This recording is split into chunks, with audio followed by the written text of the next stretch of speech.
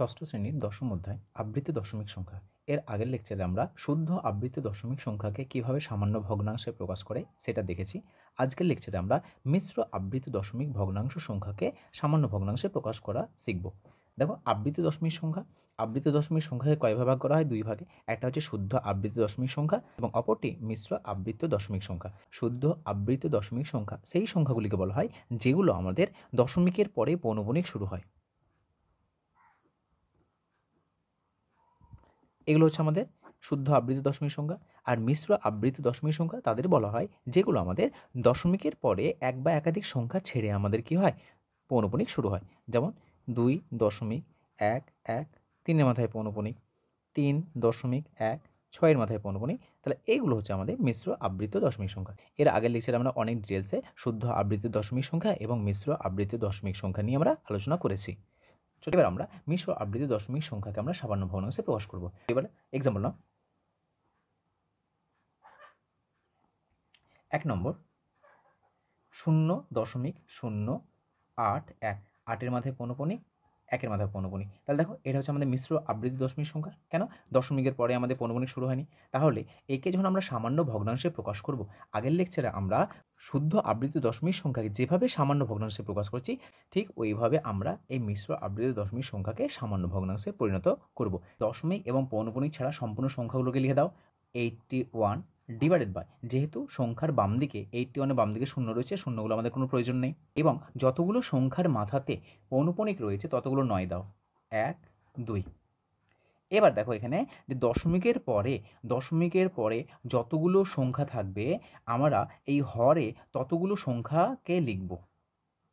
যতগুলো সংখ্যা আমার দশমিকের পরে থাকবে, দশমিকের পরে কতগুলো সংখ্যা আছে? 3খানা আছে। সো আমাদের এই হরেও 3খানা সংখ্যা আসবে, কিন্তু কিছু সংখ্যক আমরা 9 লিখব, কিছু সংখ্যক 0 লিখব। এই 9 কার জন্য আসবে? পৌনঃপুনিকের জন্য 9 আসবে,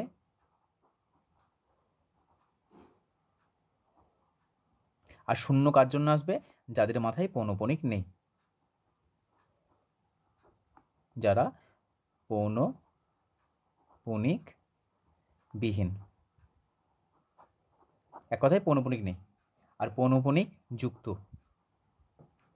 তাহলে দেখো, দশমিকের পরে 3খানা সংখ্যা রয়েছে, 0 আছে, 8 আছে, 1 আছে। তাহলে 3খানা আমাদের সংখ্যা লিখব। দুটোর মাথায় পৌনঃপুনিক, দুটো 9 লিখেছি। এবার যার মাথায় পৌনঃপুনিক নেই তার জন্য একটা 0 বসাও। সো এটাকে মনে রাখার সুবিধা হচ্ছে, যখন দেবে দশমিকের পরে যতগুলো সংখ্যা রয়েছে ততগুলো সংখ্যা আমাদের নিচে লিখতে হবে। সো আমাদের এখানে নিচে 9 আর 0 ছাড়া কেউ আসবে না। সো যতগুলোর মাথায় পৌনঃপুনিক আছে প্রথমে ততগুলো 9 লিখব, তারপরে যাদের মাথায় পৌনঃপুনিক নেই ততগুলো 0 লিখব। এবার কাটাকাটি করব। 9 দিয়ে কাটো, 9 9 81, 9 11 99, একটা 0 পাশে বসিয়ে দাও। কত আসছে আমাদের? 9/110। সো এটা হচ্ছে আমাদের সামান্য ভগ্নাংশের প্রকাশ, লব বাই হরের আকারে আছে। পরবর্তী দেখো, 0.272-এর মাথায় পৌনঃপুনিক। দেখো, এটা আমাদের মিশ্র আবৃত্তি দশমিক সংখ্যা। সম্পূর্ণ সংখ্যাটিকে লিখো 272। এবার নিচে দাগ দেব। দাগ দেওয়ার পরে যতগুলো সংখ্যার মাথাতে পৌনঃপুনিক আছে ততগুলো 9 লিখব। একটি সংখ্যার মাথায় পৌনঃপুনিক, একটি 9 দিলাম। বাকি দেখো, দুটো সংখ্যার মাথাতে পৌনঃপুনিক নেই, সুতরাং আমরা দুটো 0 লিখব। এবং এখানে তোমাকে আরেকটা কাজ করতে হবে আমাদের, যে এই যে সংখ্যা লিখেছি 272, এই 272 ছাড়া দশমিকের পরে বা দশমিকের আগে যতগুলো সংখ্যার মাথাতে পৌনঃপুনিক নেই সেই সংখ্যাটাকে আমরা বিয়োগ করব। সো 27কে বিয়োগ করো। বিয়োগ করার পর এবার এটাকে আমরা বিয়োগ করে ভাগ করব। তাহলে কত হচ্ছে আমাদের? 27 কয় 12, 5 12, হাতে 1, 3 আছে, কয় 7, 4 7, 2, 245/900। এবার এটা কাটাকাটি করো। কাটাকাটি করলে কত আসছে আমাদের? 5 দিয়ে কাটাকাটি করো। 4 5 20, 5 9 45, 5 18 90, 0। এটা আসছে আমাদের 49/180। সো দেখো, এখানে আমরা কি করলাম? এখানে যেহেতু 0 ছিল তো 0 বিয়োগ করার কোনো প্রয়োজন হয় না, সেই জন্য আমরা এখানে 0 বিয়োগ করিনি। কিন্তু এখানে দেখো, যেহেতু 272, সো আমাদের যে সকল সংখ্যাগুলির মাথাতে পৌনঃপুনিক নেই সেই সকল সংখ্যাগুলিকে আমরা টোটাল সংখ্যা থেকে আমরা বিয়োগ করব। নিয়ে বিয়োগফল যেটা আসবে সেটাকে আমরা তোমার লঘিষ্ঠ আকারে পরিণত করে আমরা অ্যান্সার নির্ণয় করব। পরবর্তী প্রবলেম নাও। 3.25, 5-এর মাথায় পৌনঃপুনিক। কী করবো? টোটাল সংখ্যাটিকে লিখো 325। এবার মাইনাস কাদের করব? মাইনাস তাকে করব যাদের মাথাতে পৌনঃপুনিক নেই। 3 আর এদের 2, টোটালটা মাইনাস করো, 32 মাইনাস করব, ডিভাইডেড বাই, এবার দেখো যতগুলো সংখ্যার মাথাতে পৌনঃপুনিক ততগুলো 9 দেব।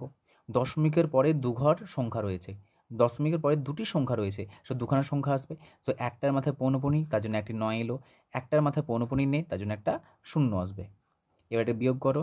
সো 2 আছে কয়ে 5, 3 5, 3 আছে কয়ে 12, 9 12, এখানে আছে মানে 1 বিয়োগ হচ্ছে, তাহলে 293 বাই 90।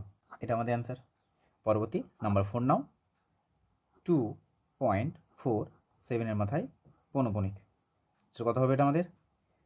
247, টোটালটাকে লিখলাম, মাইনাস করো, মাইনাস কাজ করবো যাদের মাথায় পৌনঃপুনিক নেই, 24, সো 24কে লিখো, ডিভাইডেড বাই দশমিকের পরে একটার মাথায় পৌনঃপুনিক আছে, একটি নয়, একটা মাথায় পৌনঃপুনিক নেই, একটা 0। সো বিয়োগ করো, 4 আছে কয়ে 7, 3 7, 2 আছে কয়ে 4, 2 4, 2 90। এটা আমাদের অ্যান্সার।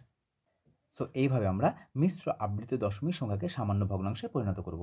সো এখানে শুধুমাত্র মনে রাখার একটাই বিষয় যে আমাদের দশমিকের পরে যতগুলো সংখ্যার মাথাতে পৌনঃপুনিক থাকবে, পৌনঃপুনিক যুক্ত থাকবে, ততগুলো 9 লিখব।